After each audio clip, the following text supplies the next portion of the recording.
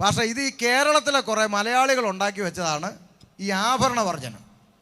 എല്ലാവരും പറയുന്നത് കേരളത്തിലെ കുറേ മലയാളികൾ ഉണ്ടാക്കി വെച്ച. നോർത്ത് ഇന്ത്യയിലൊക്കെ ഒന്ന് പോയി നോക്ക്, വിദേശ രാജ്യങ്ങളിൽ പോയി നോക്ക്, ഇവിടെയൊക്കെ പറച്ചിൽ കേട്ടാത്തൊന്നും മലയാളി മാത്രമേ സ്വർഗത്തിൽ.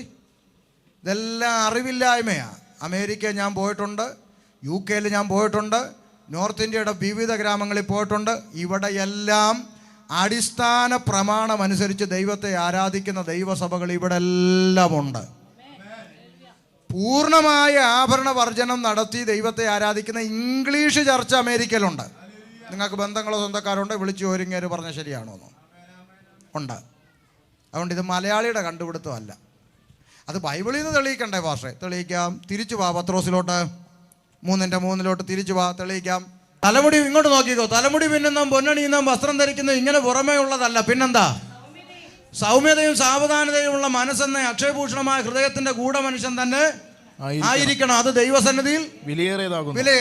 അടുത്ത വാക്ക് വേണേ വരയിട്ട് വെച്ചോണം. അടുത്ത വാക്ക് ഇങ്ങനെയല്ലോ പണ്ട് ദൈവത്തിൽ കേരളത്തിലെ മലയാളി സ്ത്രീകൾ എന്നാണോ? ആണോ?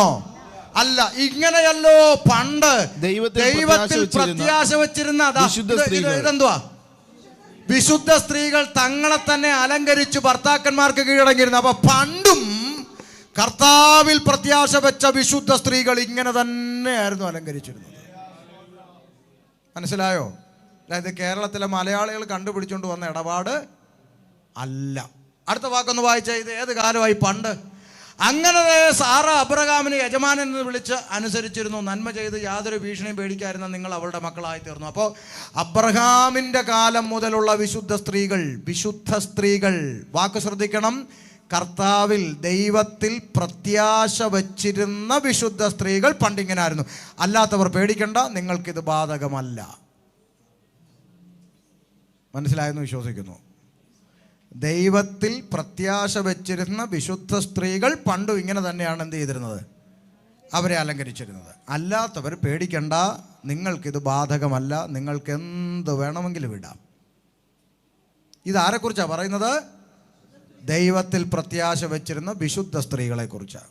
അങ്ങനെയുള്ളവർ മാത്രം ചെയ്താൽ മതി, അല്ലാത്തവരെ നിർബന്ധിച്ച് ഊരിപ്പിക്കരുത്. 1000 പന്നിയും വലിച്ചുകൊണ്ട് നരകത്തിൽ പോകുന്നതിനേക്കാൾ നല്ലത് നല്ല 5 ആട്ടിൻകുട്ടിയും കൊണ്ട് കർത്താവിൻ്റെ സന്നിധിയിലെത്തണം. 5 ഉള്ളോ? കർത്താവ് ഇത്ര നേടിയിട്ടുള്ളൂ, പക്ഷേ ഇത് നിത്യതയ്ക്കായി ഒരുക്കപ്പെട്ടതാണ്. അതാ പൗലോസ് പറഞ്ഞു, ഞാൻ നിങ്ങളെ ക്രിസ്തു എന്ന ഏക പുരുഷന് നിർമ്മല കന്യകയായി നിങ്ങളെ അങ്ങോട്ട് ഏൽപ്പിപ്പാൻ വിവാഹ നിശ്ചയം ചെയ്തിരിക്കുന്നു. പുള്ളിക്ക് ഒറ്റ ഉദ്ദേശമേ ഉള്ളൂ, കറയും ചുളുക്കവും വാട്ടവും മാലിന്യവും ഒന്നും ഇല്ലാത്തൊരു നിർമ്മല കന്യകയായി നിങ്ങളെ കർത്താവിൻ്റെ കയ്യിലോട്ട് കൊടുക്കണം. അതാണ് പൗലോസിൻ്റെ ഏകല. നിങ്ങളുടെ സ്വോത്ര കാഴ്ചയുടെ സഞ്ചിയൊന്നും പൗലോസിൻ്റെ വിഷയം അല്ല. പ്രൈസ് അല്ലാഹ്.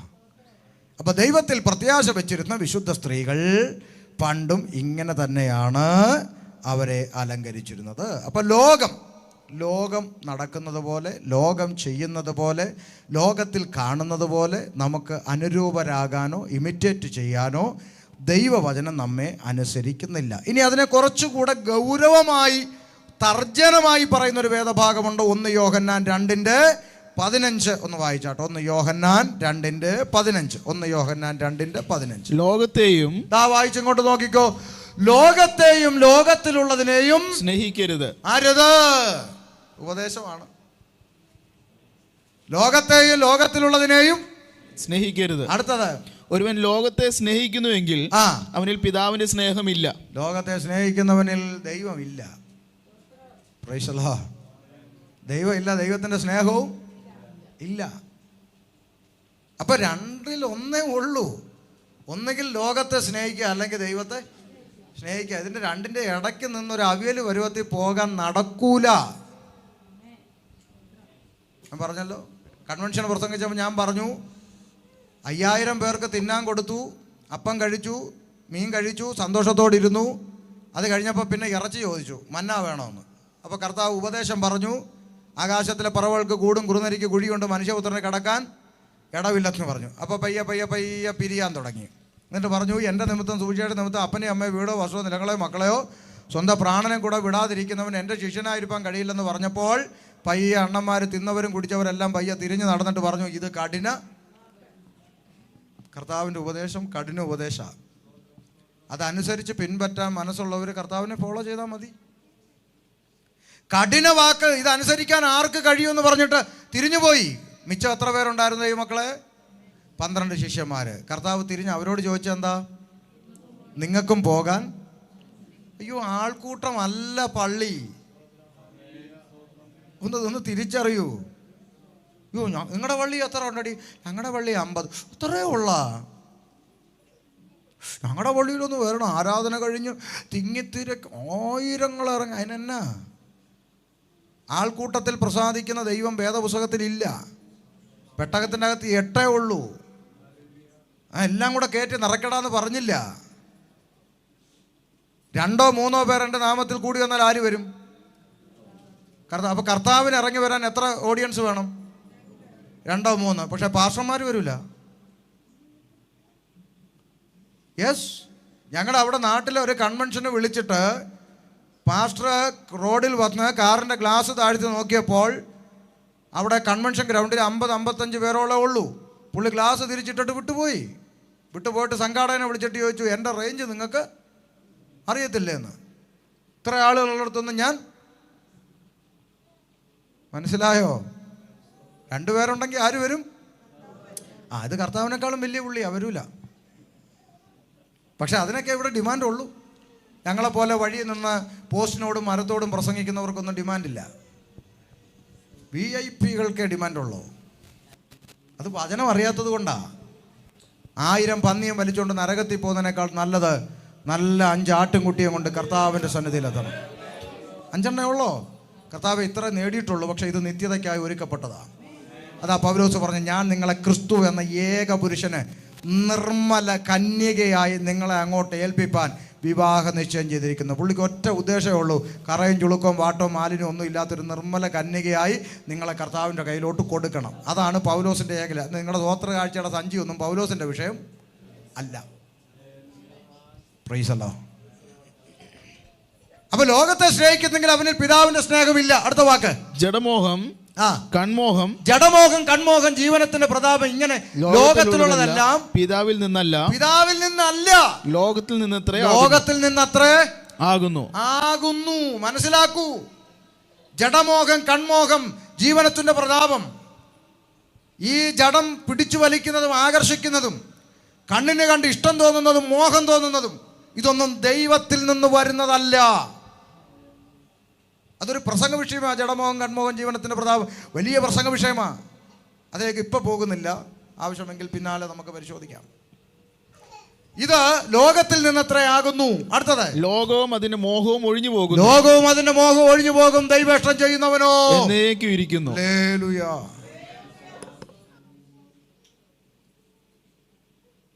അപ്പോൾ വളരെ കൃത്യമായിട്ട് ദൈവത്തിൻ്റെ വചനം നമ്മളെ പഠിപ്പിക്കുക. ദൈവ കുഞ്ഞുങ്ങൾ ലോകത്തിൽ വേർപെട്ടവരായി ജീവിക്കണം. ഒന്നുകൂടി ലളിതമായി പറയാം. ഇനി പച്ച മലയാളത്തിൽ ലളിതമായിട്ട് അങ്ങ് പറഞ്ഞാൽ ഇത്രയേ ഉള്ളൂ സംഭവം. നമ്മൾ ഈ ലോകത്തിൽ, ഈ കാണുന്ന ഈ ഭൂമിയിൽ, ഈ ഭൂതലത്തിൽ, ഈ ലോകത്തിൽ രക്ഷിക്കപ്പെട്ട് സ്നാനപ്പെട്ട് ആത്മനിറവ് പ്രാപിച്ച് വേർപാടിലും വിശുദ്ധിയിലും ജീവിക്കുന്ന ദൈവ കുഞ്ഞുങ്ങൾ ഒറ്റ വാക്കി പറഞ്ഞാൽ അന്യഗ്രഹ ജീവികളെ പോലെ ജീവിക്കേണ്ടവരാ. അതെ, നീ അങ്ങനെ ജീവിക്കണോ? യെസ്, അങ്ങനെ തന്നെയാ. സ്തോത്രം. പഴയ നിയമത്തിൽ നമുക്കറിയാം, ഇസ്രായേൽ ജനത്തെ ഒരു ദേശത്തേക്ക് കൊണ്ടാക്കുമ്പോൾ അവരെ കൊണ്ടാക്കുന്നതിൻ്റെ ദൈവിക ഉദ്ദേശം പറയുന്നുണ്ട്. എന്താ?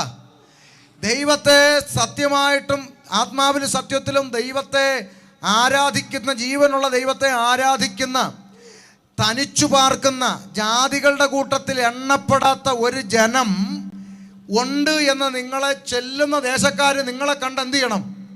അറിയണം. ശ്രദ്ധിക്കുന്നുണ്ടോ? നിങ്ങളെ ഒരു ദേശത്തേക്ക് ദൈവം പറഞ്ഞയക്കുമ്പോൾ ദൈവിക ഉദ്ദേശം എന്താ? എന്താ എന്താ തനിച്ചു പാർക്കുന്ന ജനം ജാതികളുടെ കൂട്ടത്തിൽ എണ്ണപ്പെടാതെ വേർപെട്ട് ജീവനുള്ള ദൈവത്തെ ആരാധിക്കുന്ന ഒരു ജനം ഈ ദേശത്തുണ്ടെന്ന് ആ ദേശക്കാരെന്ത് ചെയ്യണം? നിങ്ങളെ കണ്ടറിയണം. അതുകൊണ്ട് നിങ്ങൾ ചെല്ലുന്ന ദേശത്ത് അവിടുത്തെ മ്ലേച്ഛതകളും ആചാരങ്ങളും അനുഷ്ഠാനങ്ങളും നിങ്ങൾ പഠിക്കരുതെന്നാണ് പഴയ നിയമത്തിൽ ജനത്തെ അയക്കുമ്പോൾ ദൈവം പറയുന്നത്. പക്ഷേ ഇസ്രായേൽ ജനം എന്താ ചെയ്തത്? പോകുന്നിടത്തുള്ള ആചാരങ്ങൾ മുഴുവൻ ഇവൻ എന്ത് ചെയ്തു? അനുകരിച്ചിട്ട് അവിടുത്തെ ആചാരങ്ങളുമായിട്ട് മെർജ് ചെയ്തു.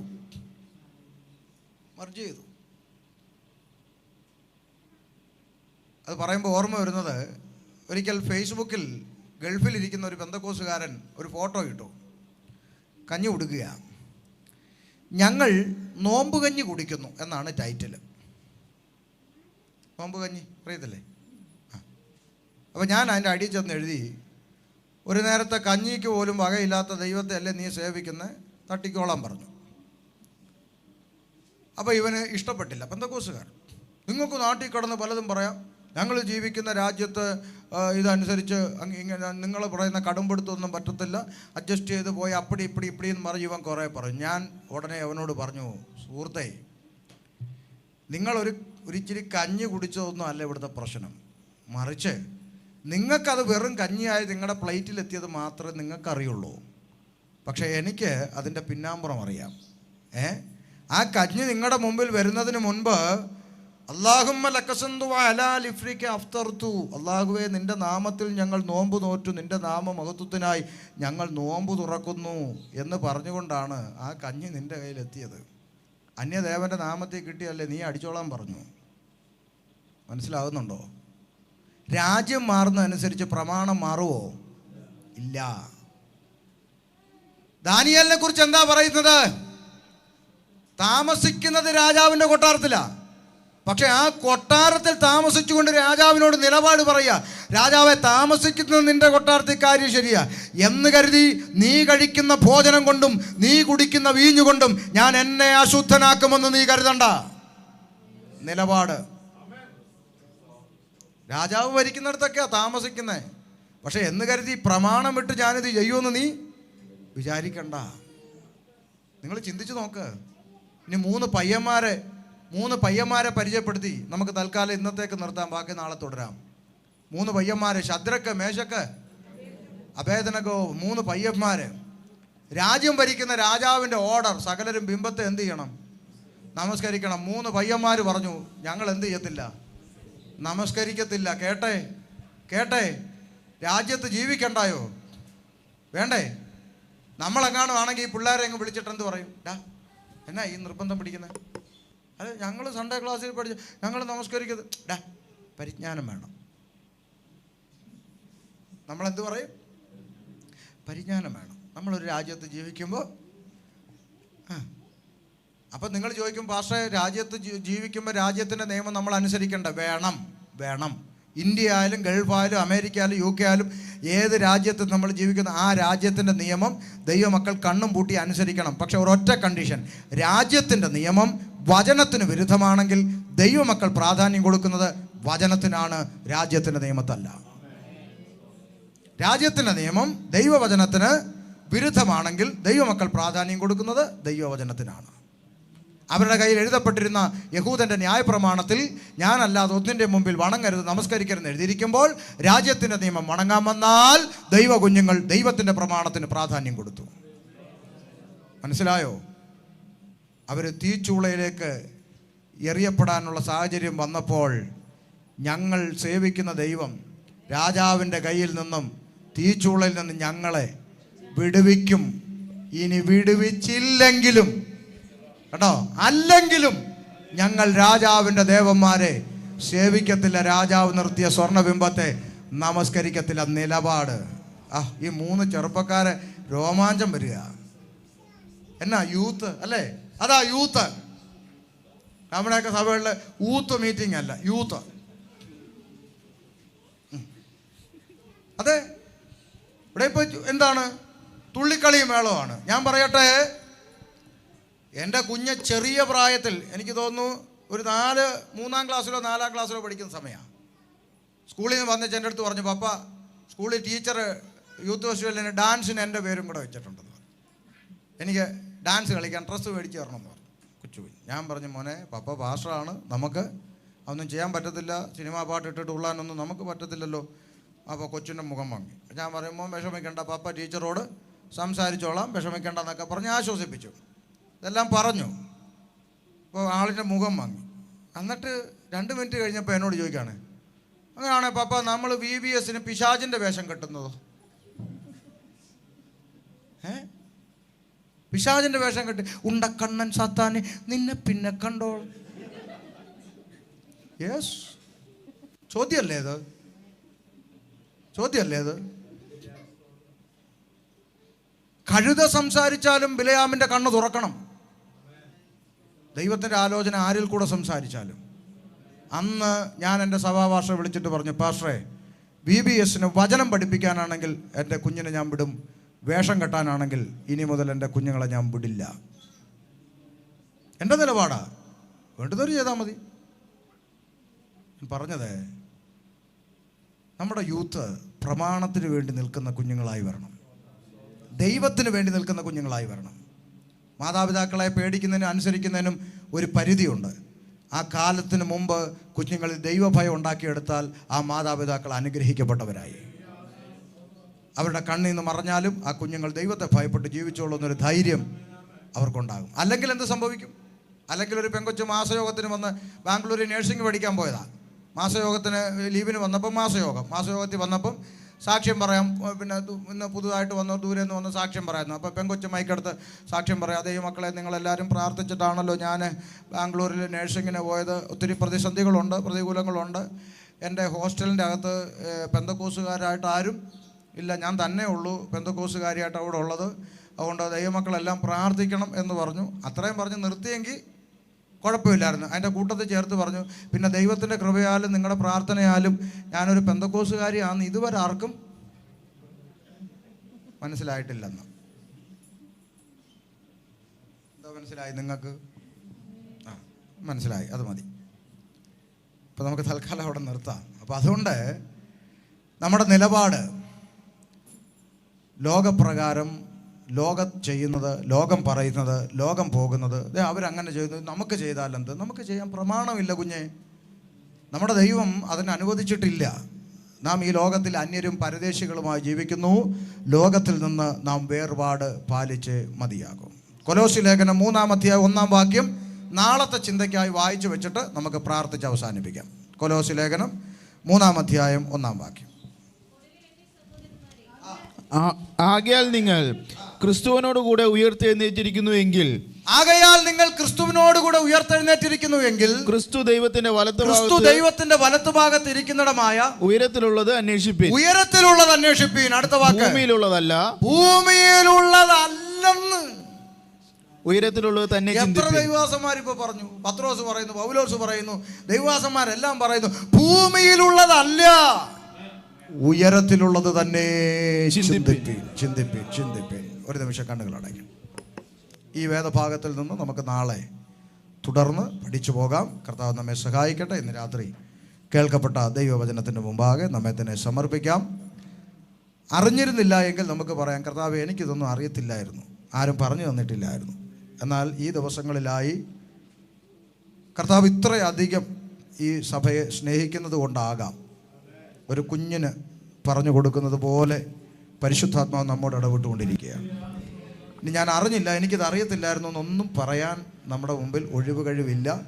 തിരുത്തേണ്ടുന്ന മേഖലകൾ തിരുത്തി, മാറ്റം വരുത്തേണ്ടുന്നത് ജീവിതത്തിൽ മാറ്റം വരുത്തി, ഒഴിവാക്കേണ്ടത് ഒഴിവാക്കി വചനത്തിൻ്റെ പ്രമാണം അനുസരിച്ച് മുന്നോട്ട് പോകാൻ നമ്മെ തന്നെ ദൈവകരങ്ങളിലേക്ക് സമർപ്പിക്കാം. കർത്താവ് വന്നില്ലെങ്കിൽ നാളെ നമുക്ക് തുടർന്ന് വചനം പഠിക്കാൻ ദൈവം നമ്മെ സഹായിക്കട്ടെ.